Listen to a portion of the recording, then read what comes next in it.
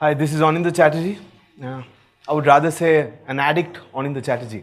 Why am I saying I'm still an addict? Because there's a story to it, and I'm not going to share a success story that how I become an actor and stuff like that. I would share a story of defeat and how acknowledging my defeat has changed my life. So, I hail from a typical North Calcutta neighborhood in a joint family. I studied in a Bengali medium school, and everything was perfect while I was growing up. A lot of people say that addicts come out of broken families, upbringing. They blame it on upbringing and broken families. But what happened with me, I was an exception. My parents were perfect.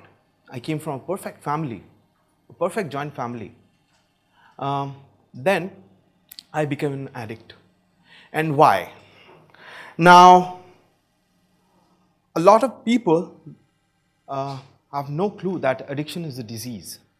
In 1954, American Medical Association declared it as a disease. Later, WHO declared it as a disease. And I'm a diseased person. I'm not recovered. Every day I fight my demons with my addiction urges. I'm still an addict, though I don't use anymore, but I'm still an addict. While I was growing up, my growing up years were, I would rather say I was a rebel. So my parents told me not to lie. I used to lie. My parents told me, like, you have to be a nice kid. And I decided that I won't be a nice kid, that my parents could be proud of. So that's how I was growing up till the age of 14, 15, when I first got into drugs. It started with a lot of lighter chemicals, then I got into hardcore chemicals. I used to jab, like I still use makeup for my shoot to hide my dark circles, but my peers use makeup to hide their dark circles. I use makeup to hide my jab marks on my hand. Being an addict, I used to jab 22 times a day. 22 times a day I used to jab myself. So when 16 years, I was appearing for my class 12, West Bengal board, we used to have 2 exams in every day. While my friends in the school, they were preparing for reading last minute notes, I was busy using drugs in a washroom in between that one hour gap. By the age of 18, I had 3-4 rehabs, coming out of it, getting into a rehab, checking myself into a rehab, coming out. The day I was coming out, I was using again. I was so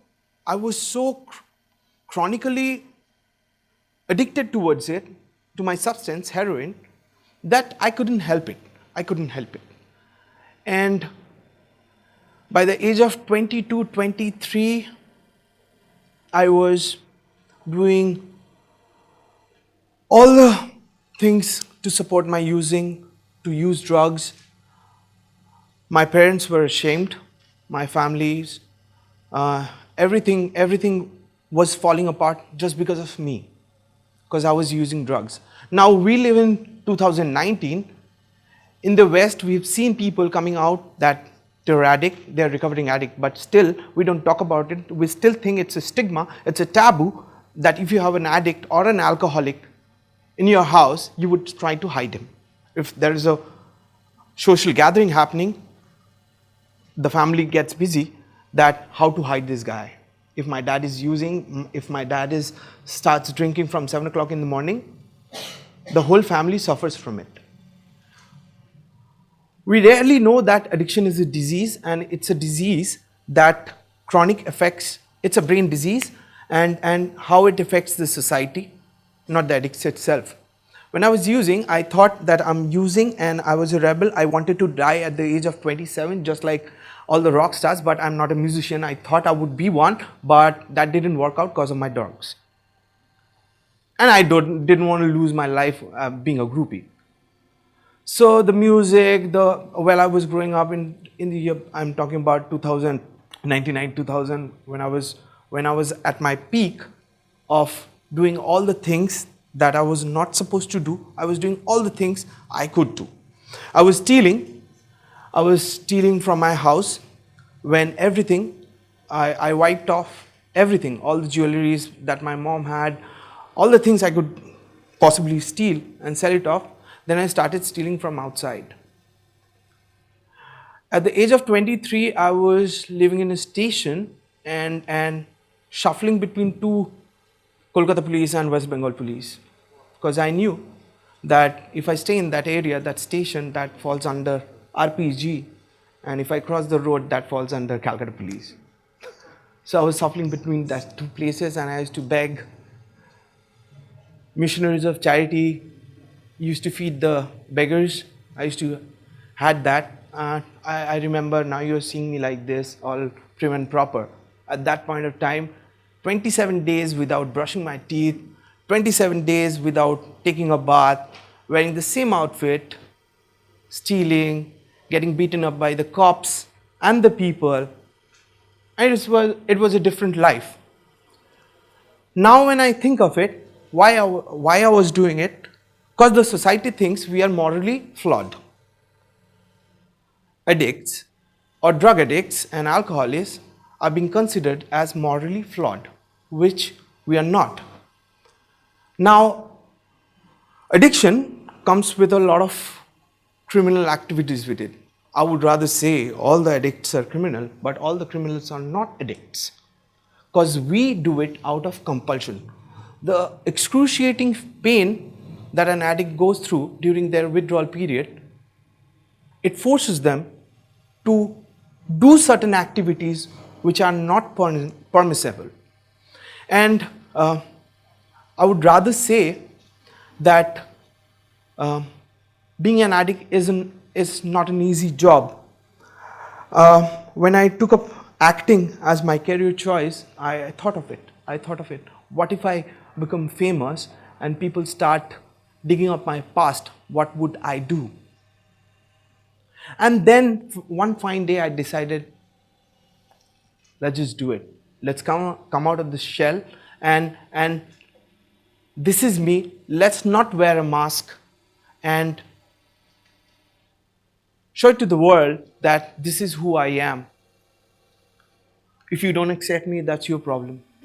I would rather see myself in front of the mirror as an addict, Anindya Chatterjee, who is an actor. The acting bit comes later, but I would rather see myself in the mirror as an addict, Anindya Chatterjee. I remember it was back in 1999 or 2000. I still remember the date, 16th of April. I had the first heroin jab, and I thought, this is it. I was born to do this. I found my calling. I was born to do this. And the usage of drugs progressed as my addiction progressed, and never used to get that high. The first high that I got on 16th of April, probably 1999 or 2000, I still remember the date, but I never really got that high. We call it euphoric recall. Because I'm sure a lot of people would relate to this. The first time, maybe in school and college, maybe the first you had the first alcohol high. You wouldn't get that high ever in your life. Or first drag of marijuana, weed, whatever you call it, you won't get that high. I was searching for it.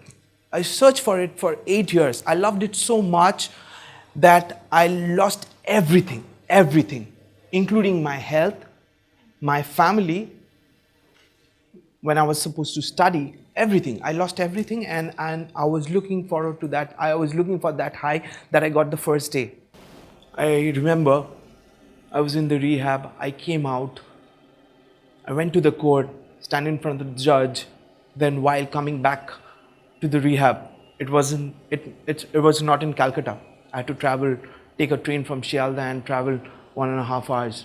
But before boarding the train, I went home, asked my parents that if you could lend me 50 or 60 bucks, I would use it for the last time.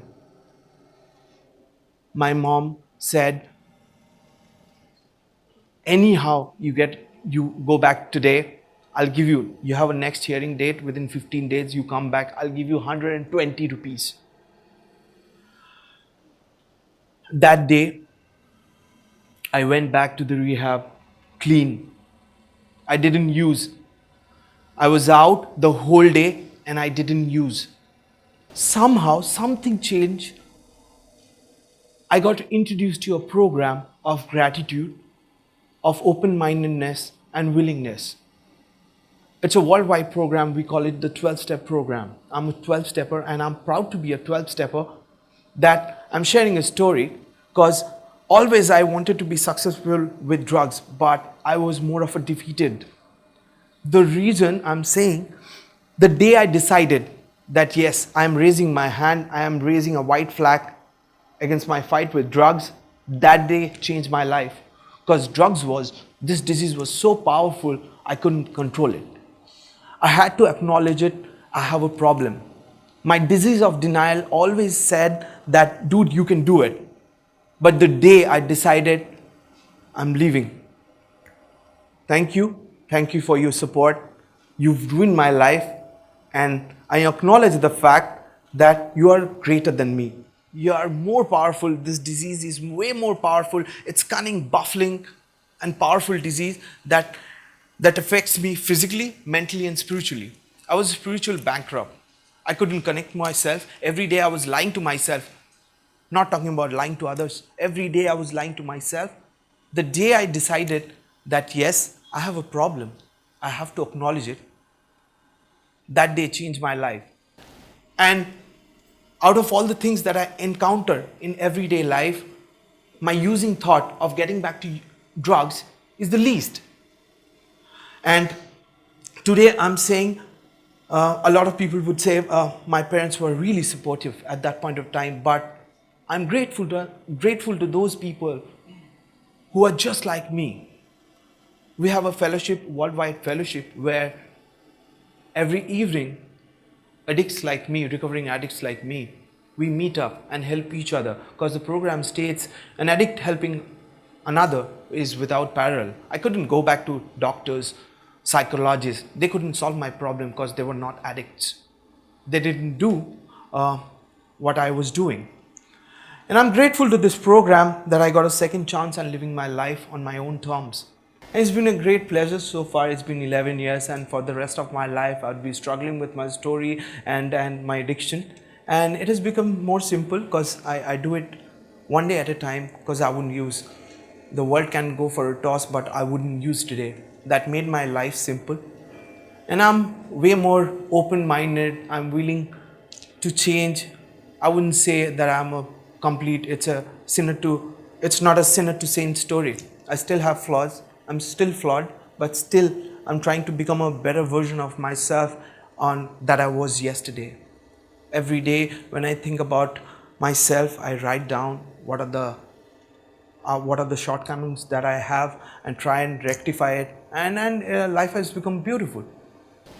Thank you for listening to me. I think the time is up, and that was my story, and it's a platform of sharing ideas, and I'm sharing ideas that it's not my idea, because I've been told that I can only keep things to myself by giving it away. I want to touch families where I want to share my story. There are a lot of people who are like me in Calcutta, who are suffering from disease of addiction and staying clean. And I want to touch that family who's got a drug addict. And the reason I'm saying, because recovery is possible. Recovery is possible. Leaving drugs is possible. I'm the prime example. And we have to seek help. We have to seek treatment. We have to be willing and acknowledge that it's a problem. Thank you for listening to me.